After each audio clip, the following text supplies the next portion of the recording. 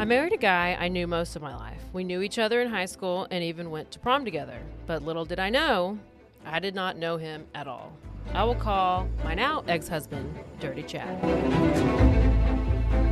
Hey y'all, this is April. And this is Caroline. With Bloody Happy Hour. And we are bringing to you Dirty Chad. Get it on patreon.com/bloodyhappyhour exclusively for all the details and all the red flags. Caroline's finally telling her story.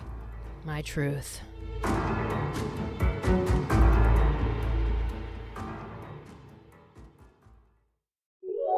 This is a Rogue Media Network podcast.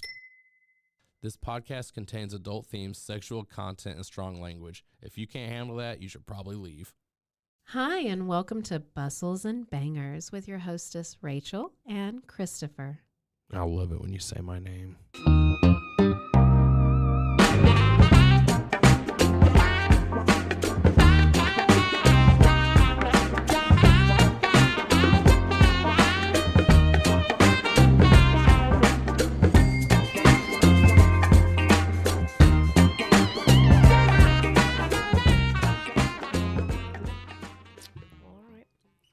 Well then, I love you. Love you too. Hello, everybody, and welcome to another episode of Bustles and Bangers with your hosts, Rachel and Christopher Danger. This is the nasty, naughty, trashy romance novel podcast where we read vintage romance novels and trash them. Trashed. Trash Straight 'em. garbage. We kind of actually got this one out of the garbage. We got a whole would. bunch of them out of the garbage. Yeah. I mean, technically it wasn't. The Dangers went dumpster diving. The Dangers went dumpster diving, yeah. Technically it wasn't a dumpster. It was a trash box outside. No, it was like a Walmart small shopping dumpster. cart. It was a shopping cart outside of a bookstore that's free stuff. I wonder if that was somebody's shopping cart. No, it's not. Maybe they just left it there. No, that is always there. That's there every time. It's a classic. Never seen it. Everybody knows. Well, you don't.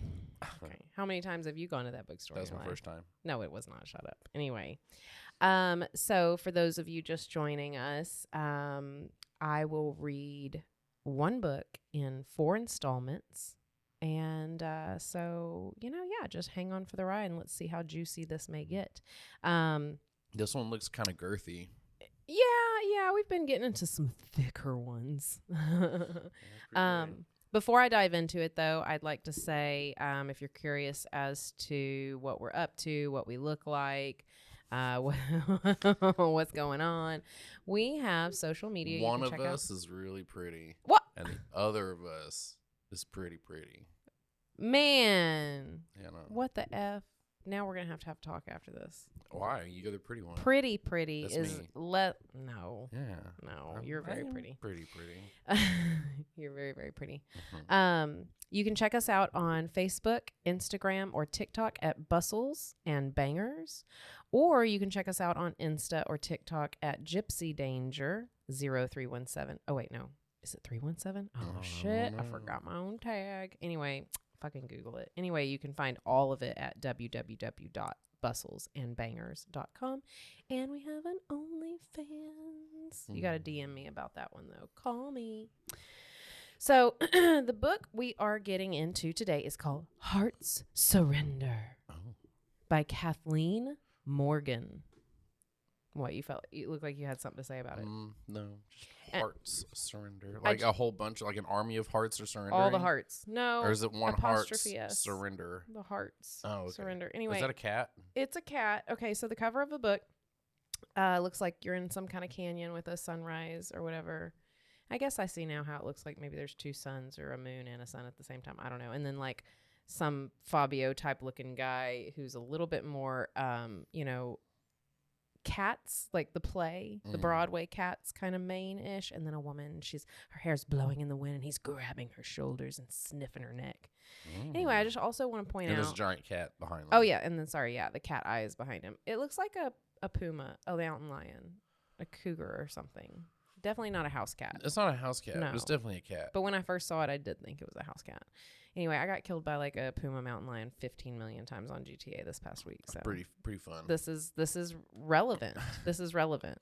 Anyway, I also want to point out, and I don't know if you like ASMR. I mean, I know you don't. I do not. This is a lenticular cover. I love those. That's very That's the best, satisfying. yeah. When you get to scratch them. We used to have some like comic books and playing cards and stuff like that back in the day. Yes. They don't do that anymore though. I like it. Nothing I guess they changes. still do that. When, but and you know, so the whole deal with lenticular is when you move it, it changes. This doesn't really change. The two of them just barely move to the left, but it's just like the picture moved. They didn't move positions. All right, so I'm not gonna read the like the intro thing that they put on here. That's for when you pick up the book. I'm just gonna dive right into it. And I felt like maybe I needed to start doing something a little different, because I always get asked this, like, you know, what year was this published and yada, yada, yada. So anyway, again, Heart's Surrender by Kathleen Morgan. This is a pinnacle book. I figured I'd start noting it because we do read some like Harlequin books, and I wanted to start noting which ones were which. This one was first printed in 1994. it looks like an early 90s book. And for some reason, this quote is in the beginning of it. It is difficult to fight against anger, for a man will buy revenge with his soul. Heraclitus, as quoted in Aristotle's Politics. That's how they chose to begin the book. Okay, so I wanted you to look at this. So, you know, we were still trying to kind of play our drinking game. And it can be a shot or a sip, because today we have sips. We don't have shots. We did not come fully prepared. Prepared. You said you've never been more ready.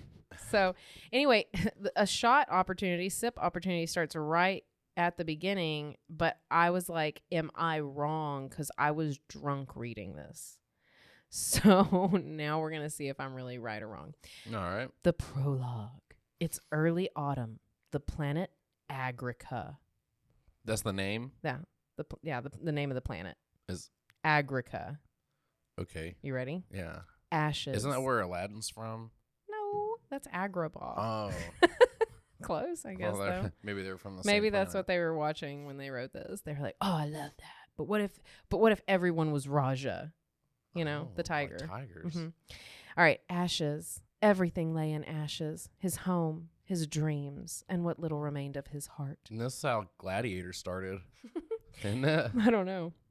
Morigan, heir to the throne of the cat people. Oh, shit. Surveyed. It wasn't just a cat. No. It was a cat person. Surveyed the scene of smoking ruins, charred bodies, and scattered possessions, and felt like his life had just been slammed against a wall of sudden and shocking brutality. It sounds like it was more set on fire and left to burn, so it sounds like. There was nothing left of him. Nothing save a quivering mass of muscle and bone and agonized, shattered soul.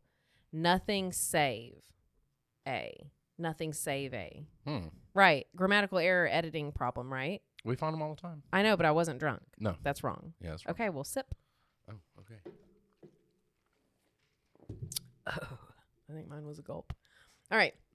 Their snug, skin-covered lodges, hundreds of them, lay in smoldering shambles. Food and belongings had been dragged out and rifled before they, too, were destroyed. Cat people, men, women, and children sprawled where they'd been cut down. So there's cat people, men, women, and children? Yeah. So there's 4 types of people here? No. Some dying in futile attempts at defense, others slaughtered as they fled. Their species, in one premeditated and cold-bloodedly executed massacre, had been all but wiped out. His family and people, those few who remained, needed him until his father could be found. It sounds like there's not too many people left that need you, bud. Yeah, it's a small group. If he indeed still lived, Morgan, I was saying it Morigan in my head, but now I'm saying it weird when I say it out loud. Morigan must rally the others of his hunting party and set in motion a search among the mutilated bodies, a search he feared would reveal more than any son or husband and father could ever be prepared to deal with. A sick dread churning in his gut, he waved over Nareen. I still feel like it's Naren. I don't know how to say any of these words. They super made this up. His friend since boyhood, a good, dependable, and unusually level-headed catman. The tall black. Wait, he's a level-headed cat man? Unusually. Oh, this is an unusually level-headed cat man. Oh, thanks. I'm collector cat man. The tall black-maned man strode lithely to his side. Horror burned in his tear-filled eyes. Everything else burned around there too. Who did this? Who would slaughter innocent people, and for what reason? Bellatorians need no what? reason. The Bellator people Yeah, came out of this? Morgan snarled bitterly. What are we to do? Their weapons, their technology are far too advanced ever to hope. We'll fight on as we have before, Morgan snapped. But enough of that. It's time we saw to our own. You're right. Bellator can be dealt with later. Nareen hesitated, bewilderment clouding his eyes. This is going to be hard for me as an MMA fan know. listening to this. I know. Well, here another sip opportunity comes up. Awesome. My lord, my lord, the low cry pierced the heavy gloom of the smoke-tainted forest. Oh. Morgan turned. There, borne by 4 catmen, was his father's lifeless body. Born by 4 catmen? Yeah. His father has 4 No. cat fathers? No, I think BORNE, like born, like it appeared, like it came to be. The Yeah. appearance of the Oh. body. Interesting. Like, or 4 men brought it into his vision. It was born by them. They were. They were bearing Birthing it. him. They were bearing it. I see. You know. Anyway, the drink opportunity, the sip opportunity in our drinking game. Not only was there a grammatical error edit issue, we have to sip or drink every time that there is a mention of dead parents. Oh, So we're going to be hammered in this one. it happens a couple times actually. No joke. Yeah, think I'm so. kind of feeling a trend gonna happen. There's already a bunch of dead cat people. Who else is dead? He went rigid, every muscle of his big, powerful. Wait, what? I couldn't say that. Cat cock. Oh my God. He went rigid, every muscle of See? his big, powerfully built frame going taut with dread. They carried Bardock over to where Morgan stood, then gently, reverently laid their lord and leader at his son's feet. Bardock is their lord and leader. Bardock, not anymore. He's dead. Wasn't Bardock's that? dead. Wasn't that? I think. Are you thinking of Mardock or something like that? I don't know, man. Morgan. Anyways, I don't know. it doesn't matter. All right, so he's crying and wanting to vomit and stuff, right? Yeah, I want to vomit every time I cry. He forced down the gorge that rose in his throat and lowered his father back to the ground after he had picked him up, obviously. With Oh. infinite care, Morgan slipped the Orium chain with its single Orium cat's claw. I don't know if I'm pronouncing that right at all. I don't think you can pronounce it wrong because it's not a real word. He took a necklace from his father's neck and placed it over his own. As the badge of his newly inherited office settled in the middle of his breast, he glanced down at it. Glinting a dull gold in the crisp furring of his dark chest hair, the claws still felt warm with life. His father's life, Morgan thought with a searing pain, and so very, very heavy. As heavy as the terrible burden that had just been placed on his shoulders. What burden? Having to take over. Take over what? They're all dead. The few that are left. Oh, well, his job just got infinitely easier. There's only a few of them The now. realization wrenched him back to reality. In a lithe bunching of cat-potent muscles, Morgan rose, flung back his own long mane of thick, dark brown hair, and squared his massive shoulders. Green gold eyes swept the faces of the men standing before him. Each of you gather 40 males and have them search for any survivors. Sir? There's not even 40. There's only 6 of us. I'll take another 20 to build the funeral pyres. There are far too many to bury this night, Nareen. So we're going to set them on fire. Dude, they're already on fire. Where will we make our next lair? Morgan's gaze swung north through the dense forest that had long been their favorite lair in their nomadic way of life. Past the lush farmlands and plains, his memory flew, envisioning their destination. The Cerritus Mountains. He replied hoarsely. Those are my They are favorite mountains, abundant actually. with thousands of caves and a myriad of virtually hidden valleys, a land of unfriendly and unforgiving to all who venture into them. Yet as dangerous as they may be to us, they'll be even more hazardous to any Bellatorians who dare follow the mountains, our only hope. As the dead were carried over, he helped lay them on the huge pile of tinder and wood. The pyre grew in height until it towered above them. They were forced to build 3 more to accommodate the volume of bodies. And still his mother, his beloved mate, and 2-year-old son, Calder, were not among the slain brought forward. Though he knew it unwise to hope for it, Morgan's mind began to consider other possibilities. Perhaps they'd managed to escape into the forest when the attack came. Perhaps they were out there even now, afraid to return to their forest lair. Is that the way it's called? How Their do they spell forest lair. Shut up. Perhaps. Dot, dot, dot. It's over.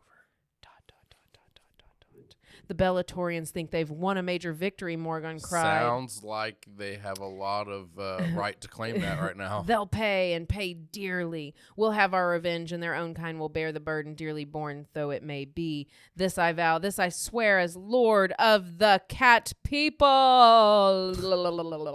Doesn't he know that violence only brings more violence? Yeah, well, he'll know after this. Especially if you're going after the Bellatorians, which who are probably notorious. headed up, let me guess, by the Pitbull brothers. Are their names Patrici and I don't Patricio? know. I don't know. I'm just saying they're champions in Bellator. Okay. And the brothers. And the Pitbulls, the cats. I'm just saying. That would be good. It's a good tie-in. Okay, well, so far the cat people are the only strange creatures, I think, so far on this planet. We'll see. Chapter 1.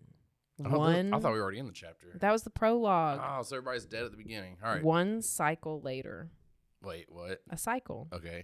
I mean, A day. it's a another year, planet. a decade. cycle of the Something. a cycle of the planet. Something cycled. What a hellish planet, Rissa Lindates.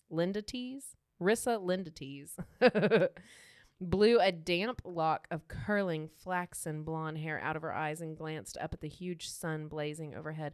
Though it was well into the early phase of Agrica's short fall and winter season here on the rolling grasslands, the days were still quite sultry.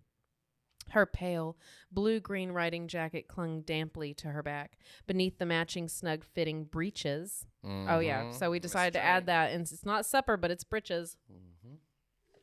And I'm sorry, but it's spelled breeches, and I say breeches. We've discussed Just this. say breeches. I will. It's their fault they spelled it wrong. She was wearing knee-high boots. Her skin was sweat-drenched and chafed. She felt hot, dirty, and thoroughly miserable. A maddeningly persistent apis bug buzzed noisily about the small prick ears of the Bellatorian imported tan-color equus she rode. She's on a horse. Finally, with an irritated snort, the large, normally docile animal flung up its head. Startled, Rissa jerked on the reins and grabbed hold of the stiff domer hide saddle horn. She bit back an exasperated curse at the unfortunate fate that had required that she and the 11 other women who'd accompanied her on this pioneering mission to Agrica travel in this merchant's caravan. If only this backward planet... Oh, sorry, no. Only if this backwater planet hadn't possessed just a single transport station, 4 long and dusty days' journey from the Bellatorian-held Agrica capital of Primacades. She wouldn't have been forced to endure such uncomfortable, primitive, and dangerous conditions. By the 5 moons of Bellator, riding an equus in this day and age to get anywhere, curse this backward planet for failing to keep up with even the most minimal semblance of civilization. All right, so they start telling her she could have ridden in another wagon, and she was like... It wouldn't have been any better. Blah, blah, blah. Wine.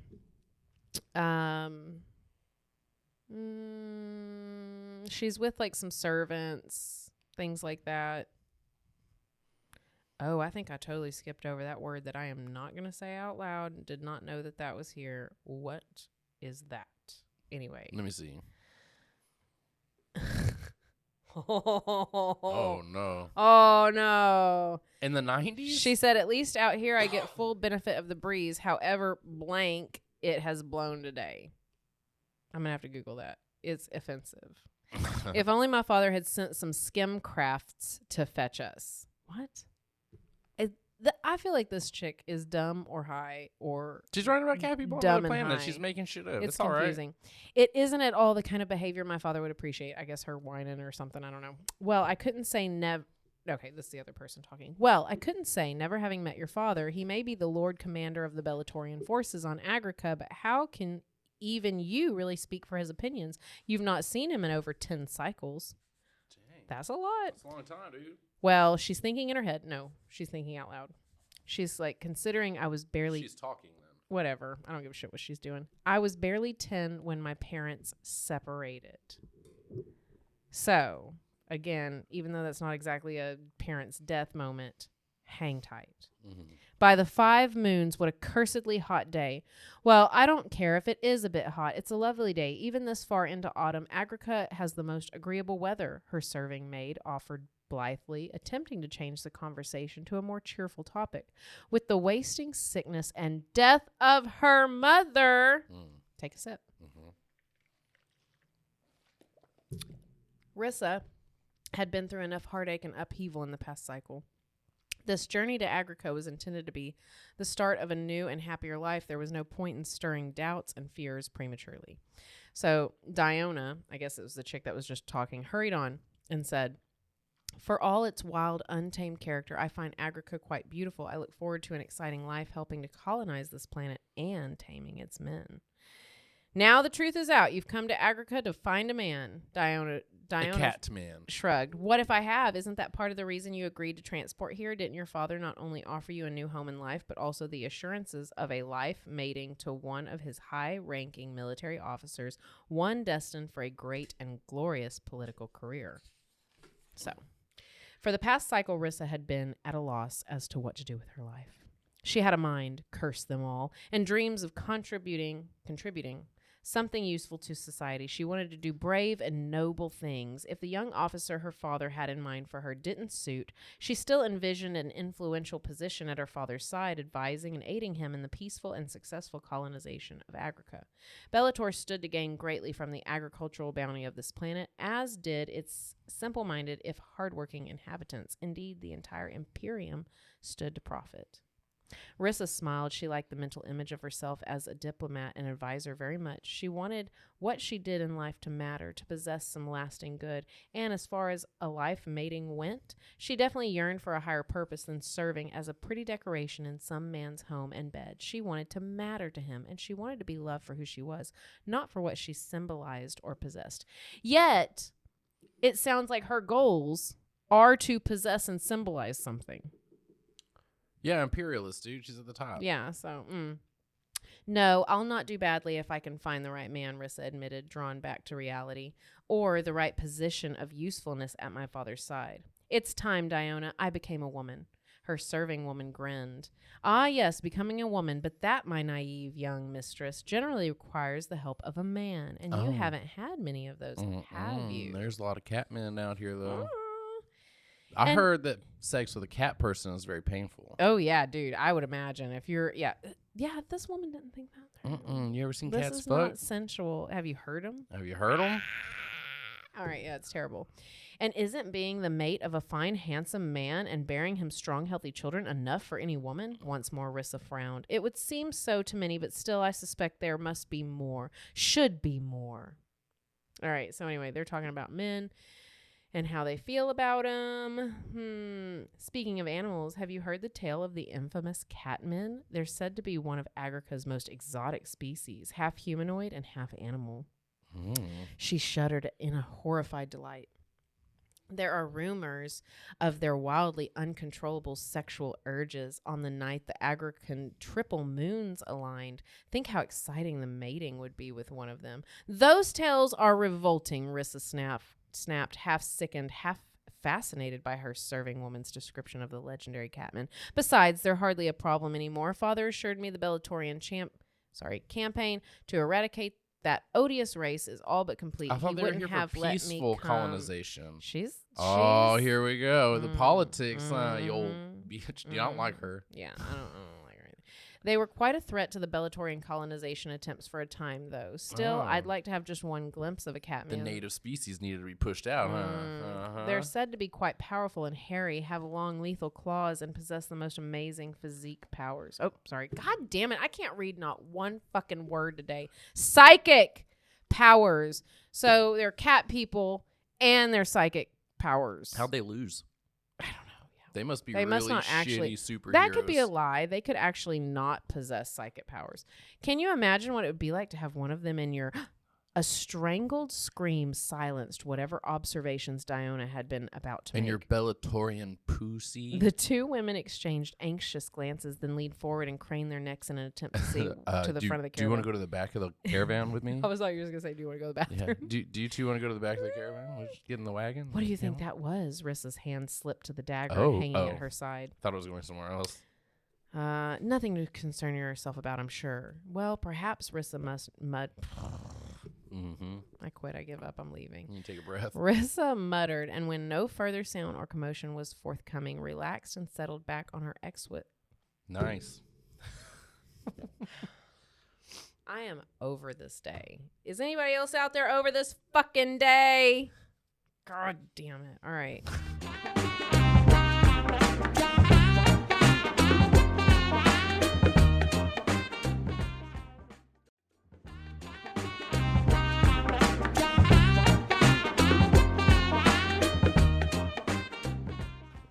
Don't let the book beat you. As she did.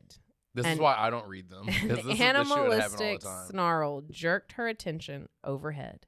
The two women's gazes snapped upward. There, glaring down at them from the ravine ledge high above, was a being so feral and hirsute. Its presence was the very embodiment of all the horrible tales they had ever heard of the dreaded cat. No way. They just mentioned one, and there it was. And they're dreaded. They're dreading it. He's got dreads. He should with that Hell mane. yeah. The only surprise had been how long. Oh, and I've skipped some stuff. Sorry about your bad luck, babe. Ooh. The only surprise had been how long it had taken Bellator to turn to Agrica. Now, after just 30 cycles, the Imperial warriors all but controlled the big agricultural planet and Their people. worked slavishly to colonize it with Bellatorian substations. And no one saved the cat people. Wait. And settlers intent on raping the land of its wealth, of food, period. And no one save the cat people had raised protest or resisted. And no one save? Sov? No, it's saved. Is That you means still- like except for that. I mean, that's right. I don't like it. It's a yeah. I don't like it. The caravan drew closer from his physically cloaked concealment that no humanoid save his species could see. That's really? Yeah. They're being 90s fancy. Well, also, so a lot of these women writing these romance novels, like, what's the other word that they'd been wanting to? Debauched. I've seen that one several times. Britches thing. Like, why are all of these women using the same Because they're all verbiage? older women. Maybe. They're all born in the same They time. might not have been. If they were writing in the 80s and 90s, and yeah. It's stupid. I don't like it. It immediately dries my pussy up when it's like, we're debauched women. And I don't know. Anyway, I think it's just because like I'm scum and I just want like a quick fix and I don't want all the hoo-ha. But anyway. Yeah.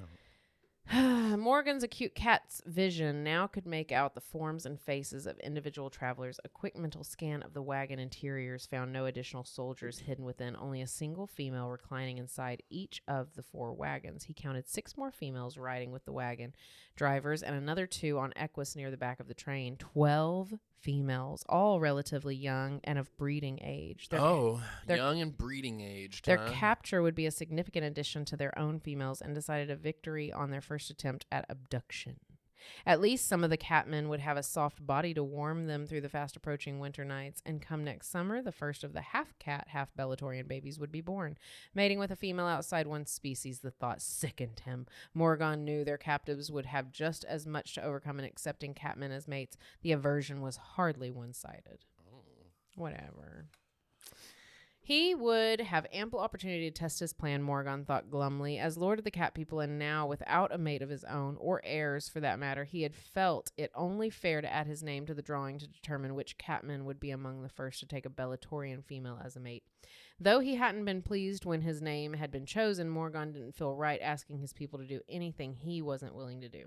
Yeah, I used to do that kind of shit all the time. That's a cop out for parents to say to their kids, or like employers to say to their employees, like, "Oh, look, I would never tell you to do something I wouldn't do myself." And then they're like, "Go out there and scrub the parking lot with a fucking toothbrush." I don't want to do like, it. yeah, bitch, you're gonna go out there and do that yourself? For a minute, everything went still. Then, snarling savagely, the catmen uncloaked from their psychic concealment and flung themselves into battle. So they do have psychic powers. With a loud cry, their attacker leaped from the cliff above them, his net unfurling as he jumped fell. out. Rissa grabbed for her dagger. Nice. Her dagger. Her dagger. Her Can you read this one this time? No, don't. Yeah, let me try. No. Where are you? Right here, her All right, equus. you gotta make fun of it, all right? Are we switching positions? We're gonna see how long this Switching lasts. positions for you. Y'all better enjoy this shit. I'm gonna enjoy it. My drink is almost gone. Well, prepare to drink it. Be Flooded with emotions. Her equus gave a snort of surprise and reared. Rissa's equestrian skills weren't sufficient to the challenge. With a startled gasp, she tumbled off. Huge cloven hooves stomped around her as her mount leaped about. I thought it was going to stomp on her. I was like, yeah. And Diana fought to control her own wildly shying. Is Diana a princess? Equus. Her serving maid screamed, then went suddenly silent. She went, ah! Well, you're better at the sound effects than I am. Rissa struggled to her feet, flung her hair out of her eyes, and swung about just in time to be struck by Diana's esquisse and knocked to the ground. Ah. The brief glimpse of the horrible alien wrestling with Diana, who was now wrapped with the net, was enough to set Rissa's innate Bellatorian battle instincts aflame. Once more, she shoved herself in. She shoved herself to her feet, grabbed for her dagger. Her dagger. Her donger. She grabbed for her dagger and dodged the chaotically milling, panicked equus. That's a horse. I guess it's a horse. And attacked Diana's captor. All of this is so hard. This book is so hard to read. How did I read it so well while I was drunk? Because these words are all like... I was just skimming. I was like, yeah, that sounds great. He must have possessed some sixth sense. Oh. These are cat people. Cats, he might have had 9 and they're senses. Psychic. They have 15 That is obviously senses. a sixth sense, you dumbass. If there's Stupid bitch. Stupid. Who's this? Kathleen. Kathleen. Come on, Kathleen. God damn. I don't feel like Kathleen has ever gotten laid, and she has 15 million cats. A lot of cats. And she's Not like, that I wish there's one of anything you... wrong with that. I wish one of you would turn into a man. Person. A sexy man. I heard rumors you're prowess cats. Listen, I have to do this, though. As much as we're making fun of this and tearing it apart, I am a cat person. Yeah, of course if you would. Like, no, I like cats. I mean, I like all animals, but I was obsessed when I was a kid. And, like, I loved the Broadway play Cats. Super sexy. In their leotards and shit. And then when my mom put me in ballet, I wanted so badly to be in jazz instead. But I was young, and she was like, those are mature moves. That's not appropriate. And, you know, the biggest loss of my life was the fact that if I had been in that jazz play, I could have performed a Cats play. And I had to leave the ballet performance in the rain while they were performing Cats that I wasn't in. And it has... Did you get attacked by a psychic cat man after? No. All right, well, hang on to your seat. This is my heart breaking. My heart's been broken. Well, stop it. We're not supposed to be breaking hearts. We're supposed to be... I wasn't the one breaking We're supposed to be my sharing... stories. Sexual feelings. Give me this book. I'm not done yet. Where was I? Oh, yes. He must have possessed some sixth sense which warned him of her assault. In a lightning quick move... Oh, yeah. The alien whirled about. Wait, he lives there. Why is he an alien? Yeah, the fuck? The fuck? Bitch. Y'all are the aliens. This whole book is super racist. Anyways, wheeled about, grabbed Rissa's raised arm, who is the alien, and halted the downward trajectory of her dagger. Her daggery. She's super drunk. Yeah. A dagger now aimed straight for his caucus. Oh, no, really? it's his heart. Oh. But I was like, I think I'd be more scared if a knife was going to my dingle. Yeah, like but the heart will kill you. So will my dingle. You don't understand. I will bleed out. It's thick. It's thick. Suddenly, Rissa was immobilized. Oh no! A dagger. Oh man. And she was immobilized and totally at his mercy. Oh yes. The creature's strength seemed as superhuman as his reflexes. Well, obviously, you fucking dumbass, you were just talking about super he futuristic cat people. A super not half 8 human. seconds before all this happened. Then there's gonna be like half cat people. Yeah, half cat people. The with a quick flick of his hand, he snapped her wrist down, sending her dagger sailing away. Did he break her wrist? No, he did one of these. Look. I know. Goes, I thought of you as soon as it happened. Stupid. That doesn't work. It does work. I do it all the time to people. It's so annoying. I always knock shit out of people's hands. You're super annoying. I know, but I I'm love super you. fast. Oh, I thought you were gonna say cute because I was gonna say yeah, you are. Me? I am Yeah, cute, I dude. know. You gave me the book, girl. Don't you start.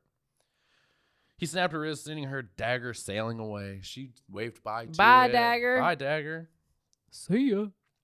Then pulling Rissa to him, Mm. the alien jerked her arm behind her and shoved her beneath his net to join the shrieking Diona. Oh, hell yeah. What's going on with Diona in there? It's a lesbian party in a net. The cat people trapped are like, look, Bellatorian women, I heard that if you catch put them in a net together, they get freaky. they'll start fucking each other. I and all the would. guys were like, let's go capture a couple of them. Yeah, so they let's did. see Here it. we are. It's like, putting like 2 bugs in a jar or something like that. See what happens. What's going to happen?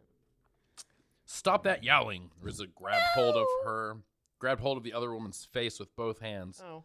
and kissed her on the mouth to help her regain her rapidly yawning hold of reality. I don't know why a kiss would be the way I would think. She I'd didn't really slap kiss her. her, hug her, She was just holding her. Like poke her this. in the eye, and then kissed her. But how does that happen? She didn't kiss her. I made that up. Oh, shut the fuck up, for real? Yeah, I totally forgot what I read.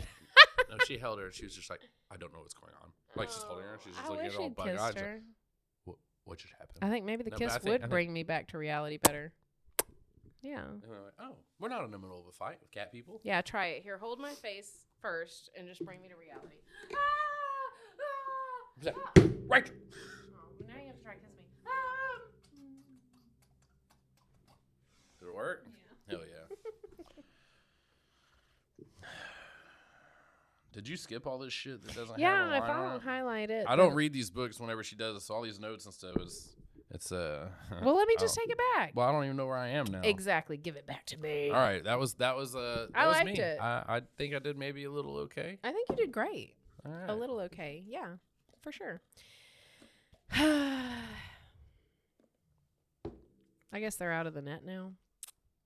No, I think they stay in the net the rest of the book. No, they're out of the net.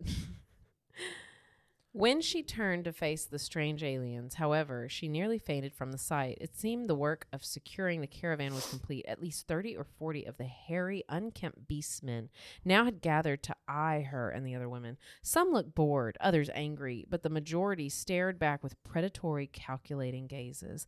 What are they thinking, do you imagine? Diona asked hoarsely. I feel like a haunch of meat being contemplated for dinner. Mm-hmm. Indeed, Rissa shot back. From the way that black-haired one in front is staring at my breasts, I'd have thought instead they are more carnal ideas in mine.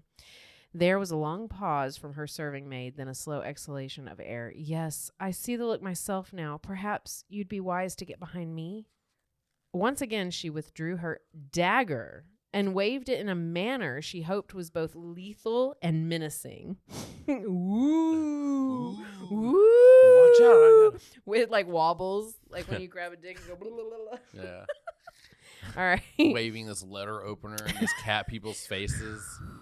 Like, watch where it's going to go. Keep your eye on the Like, ball. if you don't keep it up, it's going to go in your ass. For her efforts, all she gained was a twist of the black-haired alien's mouth that might possibly be construed as a smile. He hardly seems impressed, Diona muttered, moving to stand beside her. Perhaps my plan is a better choice. Are you that hungry for a man that you'd throw She's yourself? gonna rattle the treat box. So we're gonna appeal to their more. Kitty, let's make biscuits. Come here, look.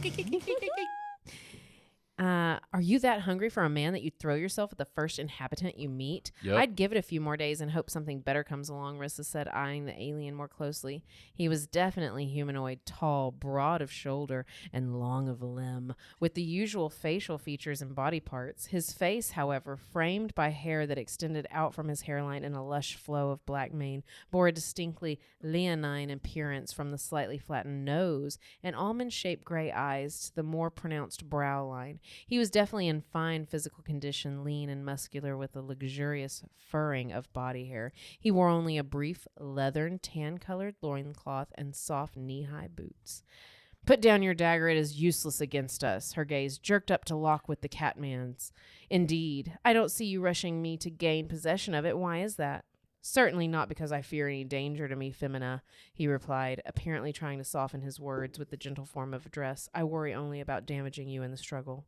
His glance slid down the length of her body. Why does he care about Damaging her? Because they're going to reproduce. Reproduction. when a invading force comes into your home and starts fucking your women, and you're allowing it as the force that's being over there, don't you think that's kind of like counterintuitive to capturing them? Well, but he's trying to like reestablish their numbers, and it's only 12 women. Like, it's not going to make enough of a difference. But I feel they like some can bad choices produce are a being lot of made here babies. because one bad tragedy is going to lead to your Another bad tragedy.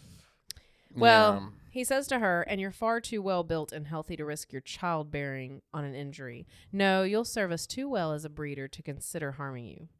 Rissa's eyes we narrowed. have litters. Oh, Also, God, there's yeah. litters of babies. Yeah. It's not fucking one child. didn't think when about they that. breed with, that's why they want to breed because they'll just die after because they had to have like 15 kids. Ugh. If you think I intend to let you touch me or any of the other women, you'll soon learn the error of that thought. Mm-hmm.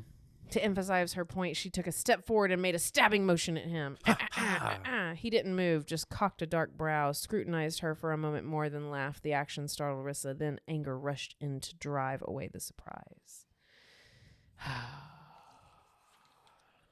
My lord, Morrigan's head jerked up. Noreen strode toward him, a wryly amused expression on his face. The lord of the cat people frowned. Noreen was supposed to be supervising the selection of females. Something must be wrong. Having problems, are you? Only a minor difficulty. A certain yellow-haired female is defending the others against us. I thought you might like to come and convince her of the error of her ways. We haven't time for games. Is she so heavily armed you fear for your safety in disarming her?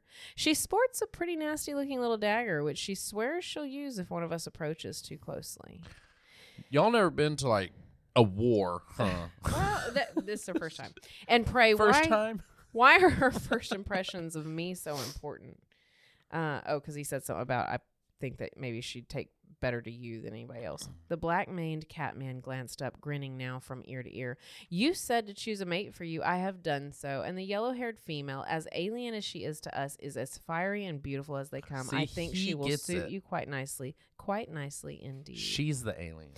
Yeah. Chapter 2. He should have known better, Morgan thought in disgust as he accompanied Noreen back to where the females had been gathered. In his naive attempt to distance himself from the odious obligation of choosing one of the Bellatorian females for his own, he had thought to allow his friend to assume the responsibility for him. He should have known that it's Noreen like that. would So, like, spare no effort the best man gets to have the bride, Yeah. that kind of thing. to glean the maximum amount of pleasure he could from that task, and all of it at his expense. I said to take whatever female was left, he snarled over at his friend. I said to let others have first pick. It matters not to me who I take as mate as long as she's healthy and fertile. You want heirs to the cat throne, don't you? The cat throne. Yes, it seems imperative, does it not, considering the times and circumstances, if anything should happen to me. My point exactly. Wait, but do they have a human throne? No. Or humanoid throne? They will now. And your heirs can only come from a life mating. Whomever you took this day couldn't be yours for just a few cycles. A temporary mating, lawful as it is, wouldn't have been sufficient for you. All right, so they're fussing. Rissa, Diona whispered from behind her, perhaps you should just surrender your dagger to them. Hold your tongue, Diona, her mistress ordered tautly. They'd know nothing of my abilities or lack of them if you just keep quiet. Her voice faded as two catmen strode up, the black-haired one and another she'd never seen before. Briefly, her glance assessed the newest arrival. He looked in the prime of life, perhaps 27 or 28 cycles old. He was as tall as his companion, broad-shouldered and massively built, and graced with a thick, unruly, shoulder-length mane of dark brown hair. His skin was sun-bronzed, and muscular chest and rippling abdomen were covered with a luxurious furring of dark hair like the others. He, too, wore only a simple tan-colored domer hide, loincloth, and soft knee-high boots. There was nothing commonplace about the catman's face, however, though feline in features, the exotic combination of piercing green-gold eyes, bold spade of a nose, high cheekbones, and full sensual lips. Do you know how ridiculous they look wearing a loincloth and, and knee-high boots? Yeah, there's no point. What Then the cover up the rest fuck? of your body, too, or cover up none of it. What is the point? Well, I mean, don't cover why, any of why it. are your feet just like a pirate and then the You're- middle is like a cave person? They just have Yeah. a suit of armor on the fucking Yeah, top and just I really don't know. complete this weird thing. I just think why have knee-high boots in the first? Like, why have Stupid. shoes at all? You're a cat. You're a cat person. Where are your claws in them boots? Huh? They coming out? Stupid. Who's the tailor? Who built them with their claws? It was Kathleen. Kathleen. There was nothing. These small details are important, I know, Kathleen. but he had sensual lips like you do. Oh. So, formed I a most gotcha. striking and virile countenance. His beard-shadowed jaw was was firm, his throat powerful and pulsing with life, and the single Orium cat's claw dangling in the middle of his breast gleamed with a body-warmed luster. This was their leader, Rissa realized, locking gazes with the strangely unnerving Catman, not the black-haired one. She swallowed hard, knowing her next words were crucial if they were to have any hope. Well, what do you think, Morigan? Rissa shot the black-haired one a furious look. Stop talking about me as if I were a piece of livestock at the auction block, you ignorant sandwort. I have a mind and voice of my own. I can talk for... Give me the dagger. She stopped short, startled by the unexpected demand from the green-eyed Catman. Her wary gaze swung to his. Once more she lifted her weapon in a threatening gesture. No, for the present, it's the only advantage I have, she paused. Isn't there someplace we could go speak privately? I'm certain we could work out... The merest hint of irritation flickered in his eyes. The only warning Rissa had. The next instant, in a blinding flash of unleashed agility, he had the dagger wrenched from her grasp and her arms twisted behind her back. Her surprise expelled on a furious rush of air. How dare you? Let me go, you big slime-ridden crock of Barca dung. Oh. Let me go, I say. To add a decided emphasis to her pretty plea, Rissa commenced to squirm wildly in his arms, her booted feet flailing back to kick at his domer hide-covered shins. Though her hands were caught in his grip, she clawed frantically. A lucky downward swipe made contact with his abdomen, raking a deep furrow through hair-roughened skin. As the female continued to fight against him, Morgan she was petting his belly. Yeah. Kitty. As the female continued to fight against him, Morgan unsheathed first one, then each of the rest of his claws. The female gasped, then froze, her gaze fixed on the lethal-looking talons that had sprung from his fingertips. That's better, he growled. Much better. All right, he hadn't expected anything much like her. Blah, blah, blah. Her pale gold hair brushed back from her face with a soft peak in the middle of her forehead was as long as lush as any catwoman's. Rare turquoise stones set in silverly argentum metal dangled from her ears and hung from a twisted argentum chain about her neck. Her eyes, rich brown and flecked with gold, were shadowed by the longest, thickest dark brown lashes he'd ever seen, and her delicately boned face, set off by a pert little nose, and full rose pink lips bloomed with the most becoming flush of battle. He held her hands out from her body and indicated that she be bound. The touch of the domer hide thongs winding about her wrists jerked Rissa from her horrified fascination with the Catman's claws. No, she moaned. Don't do this. We are free women, bound for Not anymore. You have no right to... All right. You came to our place. The task of tying her complete, the tall Catman turned her back around to face him. He retracted his claws and grasped her arms with a rough motion. He pulled her hard up against him. Rissa gasped. Oh, it's time? In that first instant of contact, something electric, something wildly unexpected and shamefully exciting arced between them. Gazing up into his eyes, she knew he'd felt it just as surely, just as strongly as she. So it's already in. They're already they're just touching bodies. Are you sure? Listen to me and listen well, the Catman named Morigan snarled. I care not who you are, what you are, or where you were bound. I have you now, and nothing will ever be the same again. You and the other women are going with us. Blah, blah, blah. Thanks to your men. Most of us are now without mates. You and the other females, however, will soon begin to remedy that little shortcoming. Don't fight what you have no hope of prevailing. Oh no, I can't listen to this next scene. Accept, and you'll be treated kindly. Resist, and you'll suffer my wrath. She would never submit to his commands, no matter if he slashed her to pieces with his revolting deadly claws, and she would never, ever mate with him. Desperately, Rissa twisted in her bonds, yielding little of her efforts, but an additional abrasion of her wrist, frustration, then rising hysteria at her utter helplessness rose in her. She felt sick and lightheaded, as if she were teetering on the edges of madness.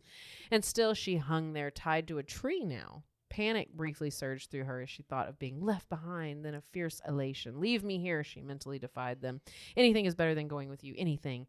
Even dying here tied to this tree. If he just told you that he was going to take you and mate with you, why would he just leave you on the tree? You're being stupid. Yeah. You're dumb. Stupid. All right. He walked up to her, his eyes smoldering. Something about smoky jade and unshaven jaws is the next line. His head lifted, eyes now flat and supremely indifferent, locked with hers. I'd leave you here if your breeding potential didn't mean so much to my people. And they get in a conversation about how he knows she despises him and he despises her, but it's your fault. It's their fault. Jeez, y'all just met. Seduction, Shut up. complaints. You really must take better care of your female, Noreen chided softly as he leaned over Morgan's shoulder to inspect his handiwork. At this rate, she'll never make it back to the lair, much less survive a night of mating with you. Excuse me. So I think that they're just like carrying these women over their shoulders or something. Perhaps you'd do better with her. Care to give it a try? His friend gave a wry laugh. A tempting offer, to be sure, but I wouldn't want to deprive you of heirs. As Lord of the Cat People, your need for offspring is far greater than mine. Then keep your remarks to yourself. Then shut the fuck up, Jimmy. All right, so I put an asterisk here for some reason. I can't remember why because I was drunk. All right. Though he'd meant her no harm in carrying her slung over his shoulder. The longer he'd traveled, the more angry at her he'd become. Even carried as she'd been, treated as a virtual possession, she'd still worked her feminine wiles on him. Her soft breasts had pressed into his back, rubbing to and fro until her nipples hardened into taut little peaks that jutted impudently against the thin fabric of her jacket. Her long hair had brushed against the backs of his legs, silky, teasing, the gossamer strands clinging to his skin like the golden webs of the famed Iranian mutant weaving spiders. If you relate anything to me as being sexy and in comparisons to mutant weaving spiders, no, just no. Just no, don't. I didn't. Yeah. I don't know what Kathleen. What are you into, Kathleen? It sounds Kathleen like.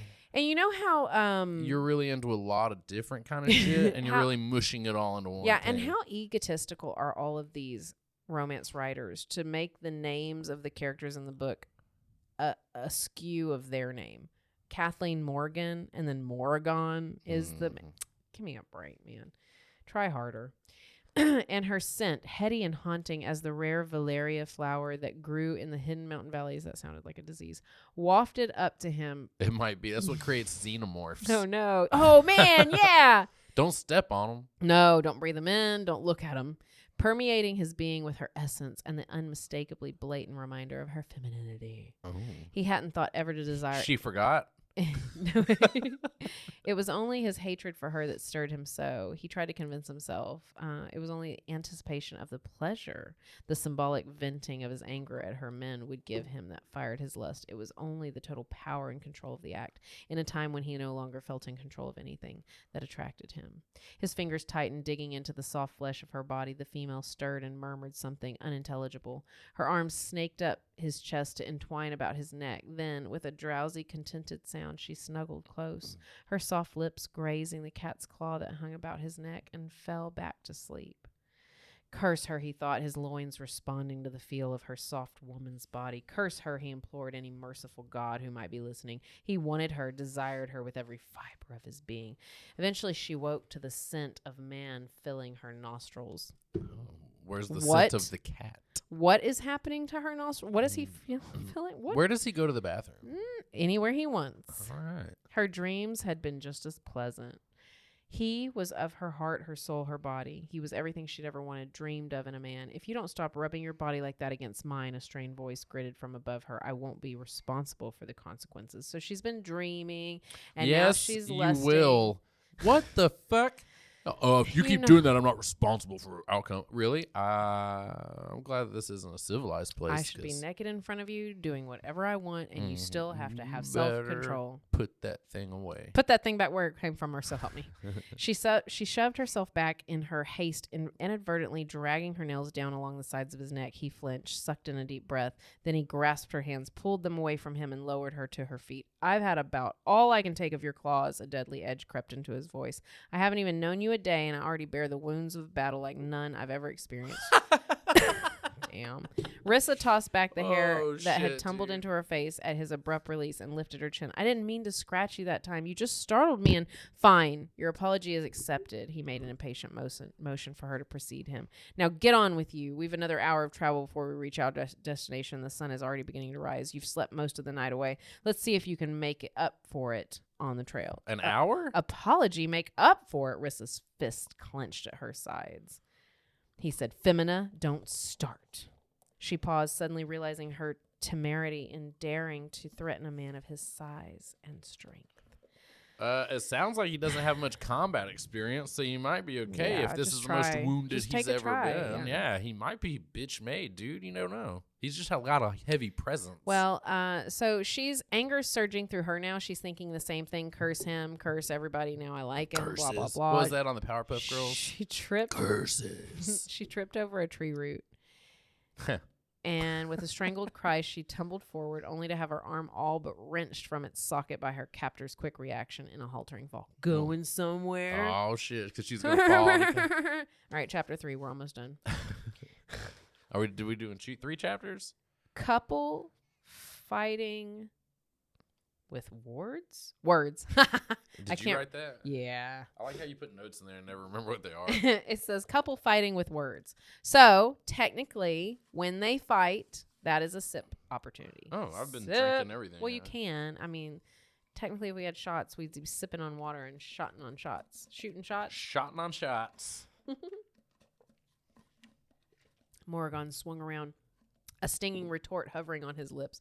Then, as he noted his friend's raised brow and amused twist to his mouth, thought better of it, he motioned over Lissan. The blonde catman ran up, his blue eyes bright with eager expectation. "Yes, my lord, how can I be of service?" "Get down and dirty." No, I'm just kidding. For instant, Morgan nearly regretted his decision to foist the female on the younger man. Lissan was but 18 cycles, fully grown in body, but his heart was as yet untempered in life's harsh forge. An 18-year-old cat? That's unheard of, dude. If she had a mind for it, she could flay him alive.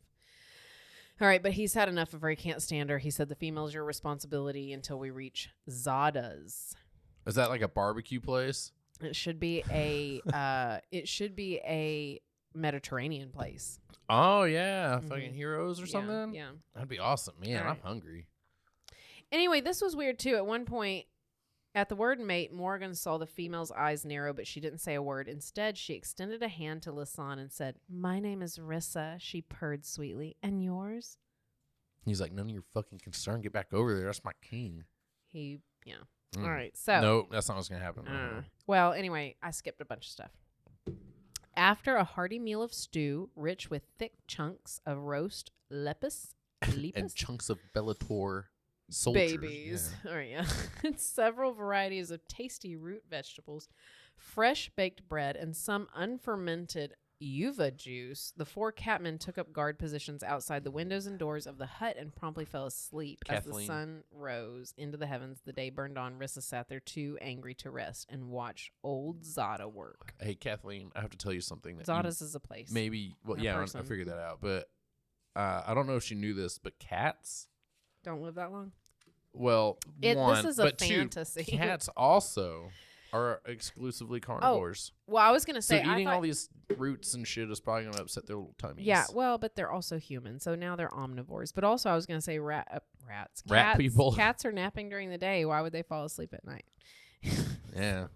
Then you'll help me. You won't let them take me back to their lair. The healer frowned. You asked me to make a choice between you and the catmen. I won't do that. I understand their need. It is deep and desperate. And what of my need, my desperation? The old woman put down her stone. What are you afraid of? The cat people are good and kind. I don't want to be forced to mate with some loathsome stranger against my will.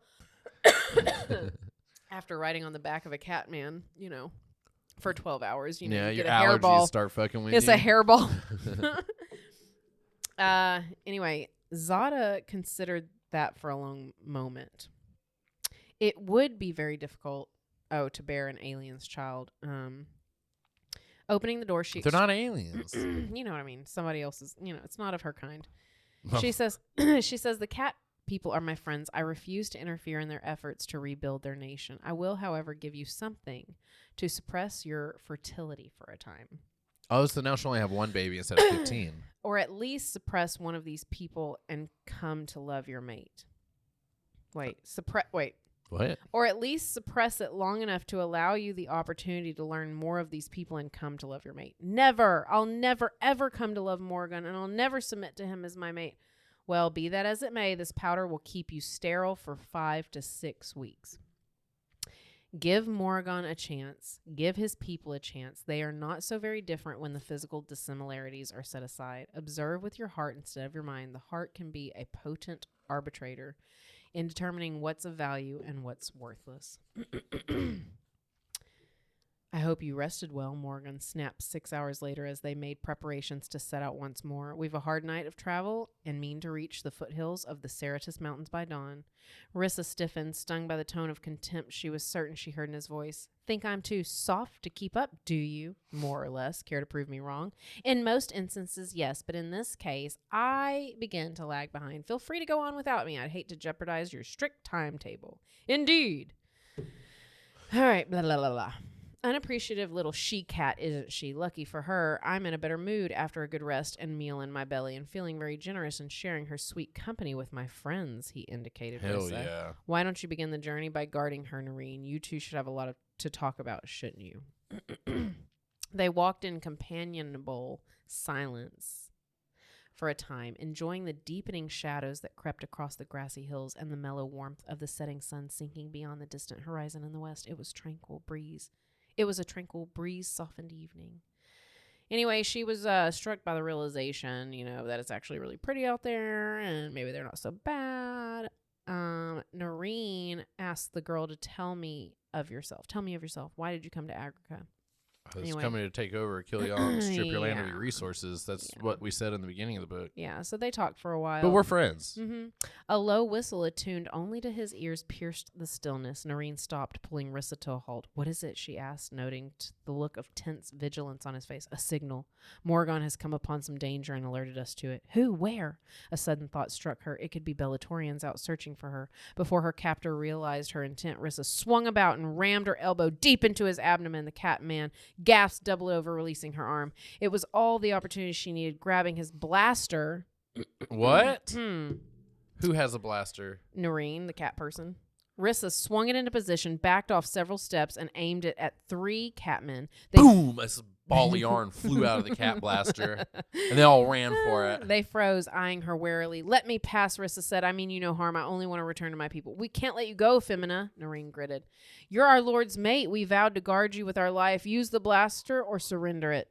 She hadn't meant to hurt him so badly, Rissa thought in sudden and surprising remorse, noting the strained look on Noreen's face. But there was no other choice. They had given her no other choice. Just as their stubborn refusal now to move aside forced her to kill them, Rissa lifted the blaster, slid her finger over the firing mechanism, her gaze locked with Noreen's.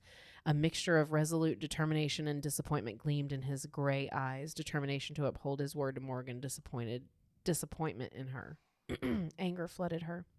How dare he look at her that way? Blah, blah, blah, blah, blah. Dur. I can't do it. Why are you here? Here's the last chapter, chapter 4. I know. Who would send Why you the fuck on a are you mission? here? Oh. Oh, go to Pillow Mountain and eat marshmallows and drink from the rainbows. Well, on the other side, though, he was like, this woman hurt me more than I've ever been hurt in a whole life of war. She scratched me on my fucking chest. Look at this. Look. They're all soft. She scratched me. They're all soft, flaccid wieners. God, dude.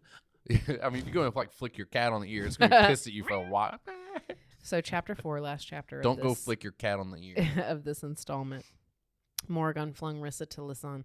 Bind and gag her. A camp of Atrox Hell yeah. trackers lies just over the next hill, and it's obvious to me none of you are capable of controlling her any other way. Then he wheeled about to lock gazes with Noreen. Why didn't you give the command to cloak? She could have killed you.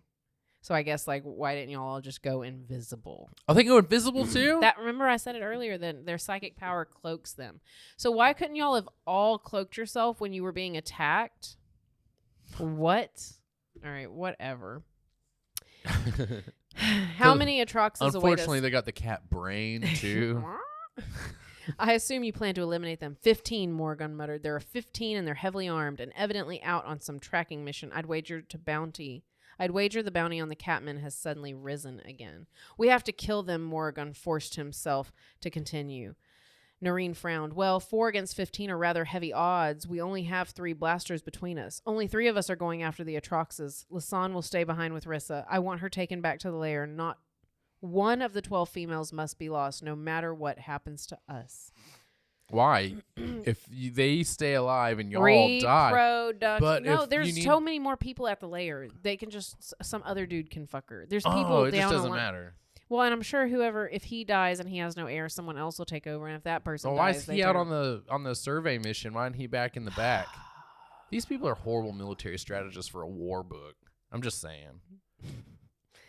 They're savages. Savages. Yeah, they acting like Ridiculous. they're stupid. Finally, Lisanne returned and helped her to her feet. We must go. The Atroxes have been destroyed, but Noreen was severely injured. Brandon will take us to them. No, sorry, Brandar. Brandon? I like Brandon better. I was like, where is this coming? Brandon's like the one the random next cat like we normal get, we're guy. gonna name Brandon.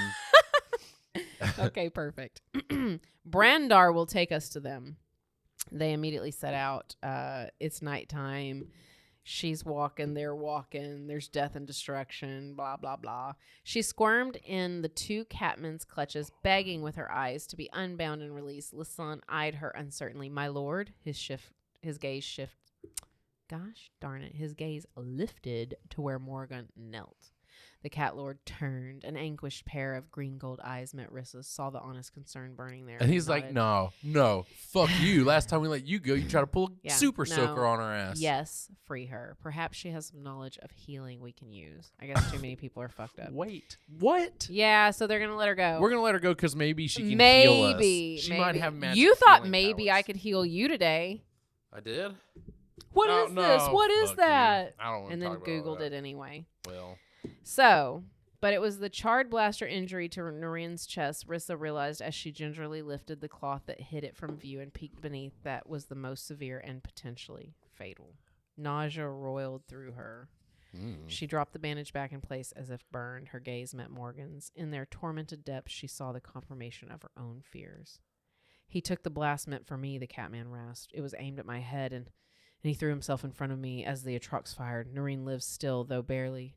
I would have died instantly. He grabbed her arm, his grip tight. Can you save him? Do you know the healing arts? he's been shot with with a yarn ball. I don't know what to do with him.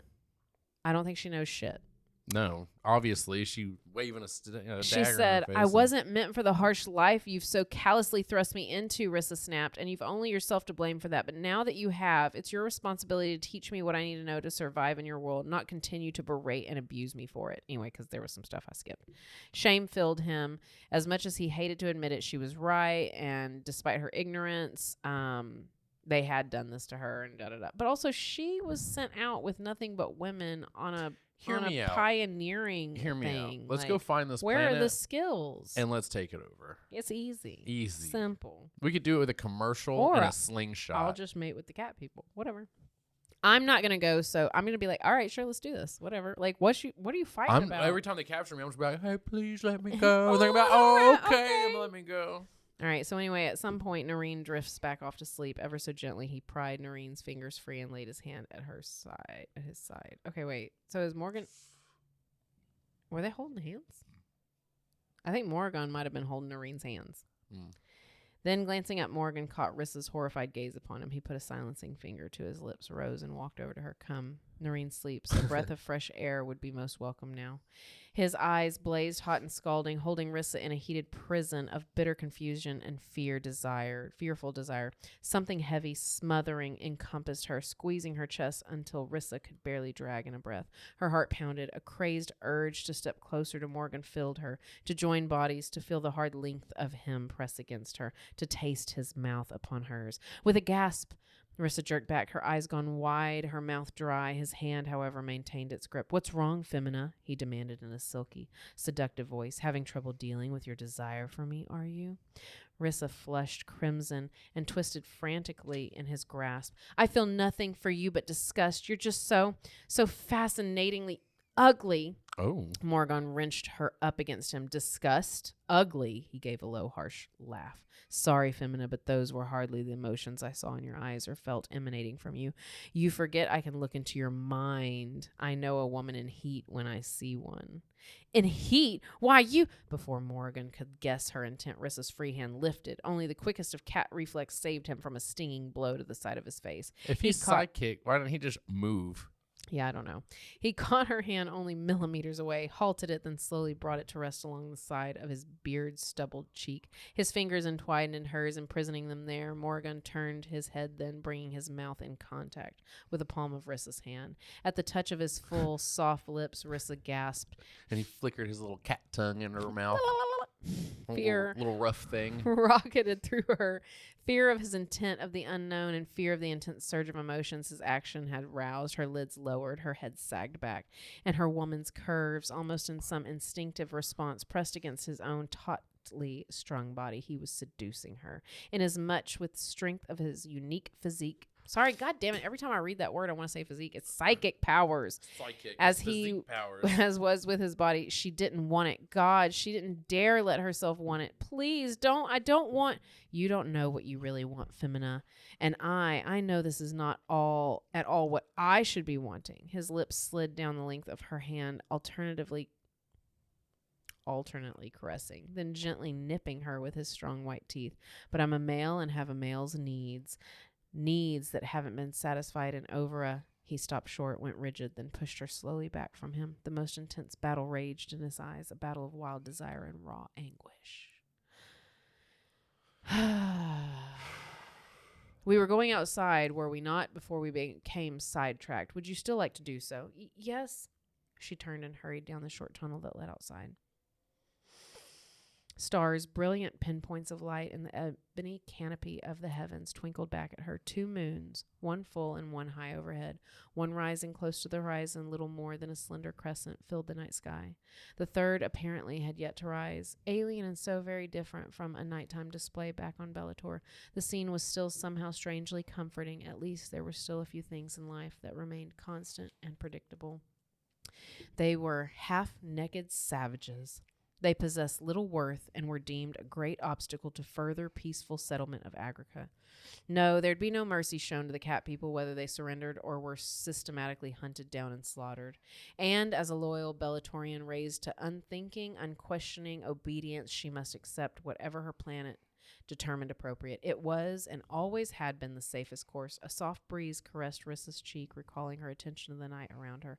But only a few moments ago she'd found it comforting, found it reassuring once more to be outside. Now the moonlight, the air, the sounds pressed down on her, rife with danger, ominous, inconsistent, unpredictable. As unpredictable and frightening as her life had suddenly become, there were no easy answers anymore, no simple solutions.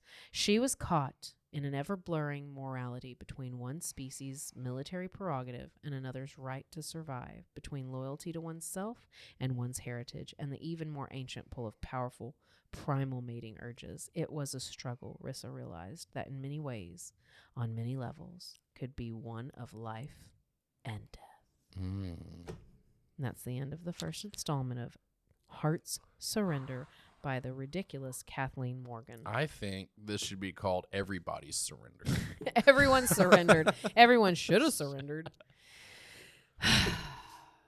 So there you have it. Yeah. There you have it. My head hurts. I like to also mention that thank you for putting up with the first installment of any of these books, as they are a little slow while we character build. I promise that every book, even the dry ones, get a little more fun and freaky as the show goes on. So come back and listen to the next episode, or say, fuck that book, go to a different one, try it out, or just jump to the third installment of a book. I don't give a fuck.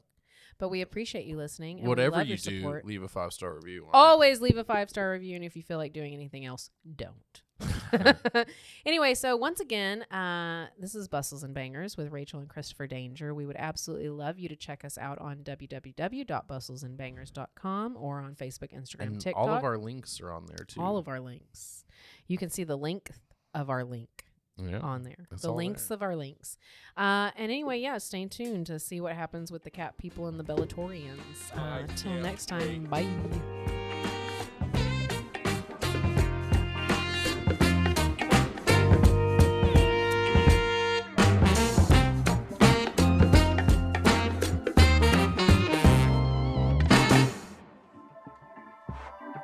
This has been a Rogue Media Network production.